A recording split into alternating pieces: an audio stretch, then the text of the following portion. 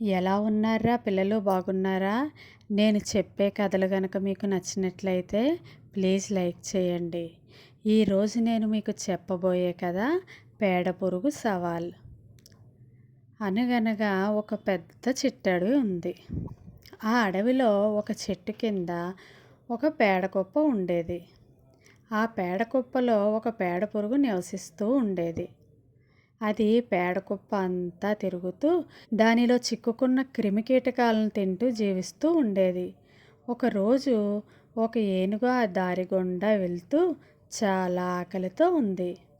అందుకని ఏనుగు చెట్టులోని కొన్ని కొమ్మలను విరుస్తూ ఉన్నది. పేడ పురుగు ఏనుగుకు చిరాకు కలిగించాలని చిన్నగా శబ్దం చేయసాగింది. కానీ బలవంతమైన ఏనుగు దాని శబ్దాన్ని ఏమాత్రం పట్టించుకోలేదు. పేడకుప్ప చాలా రోజులది కావడం వల్ల దాని నుంచి వచ్చే భయంకరమైన దుర్వాసన ఏనుగు భరించలేకపోయింది. ఏనుగు వెంటనే అక్కడి నుంచి వెళ్ళిపోయింది. ఏనుగు అక్కడి నుంచి వెళ్ళిపోతూ ఉండగా పేడ పురుగు దాని దగ్గరకు ఎగురుకుంటూ వచ్చి ఏనుగుతో ఇలా అంది. ఓయ్ ఏనుగు, నీవు నేను చేస్తున్న శబ్దాన్ని విని భయపడుతున్నావు కదా, అందుకే నువ్వు ఇక్కడి నుంచి వెళ్ళిపోతున్నావు అంతేనా? చూసావా నేను నిజంగా నిన్ను ఎలా భయపెట్టానో అంది పేడ పురుగు.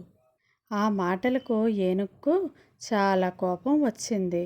ఒక్కసారిగా తన తొండంతో గట్టిగా గాలి వదిలింది. పేడ పురుగు ఏనుగుకు కనిపించినంత దూరం ఎగిరిపోయింది. ఏనుగు అక్కడి నుంచి ఏమీ జరగనట్టు తన దారిని తాను వెళ్ళిపోయింది. అదర్రా పిల్లలు, ఈ కథలో నీతి ఏమిటంటే మనం ఏదైనా పని చేయడానికి ముందుగా ఆలోచించాలి. ఈ కథ కనుక మీకు నచ్చినట్లయితే ప్లీజ్ లైక్ చేయండి.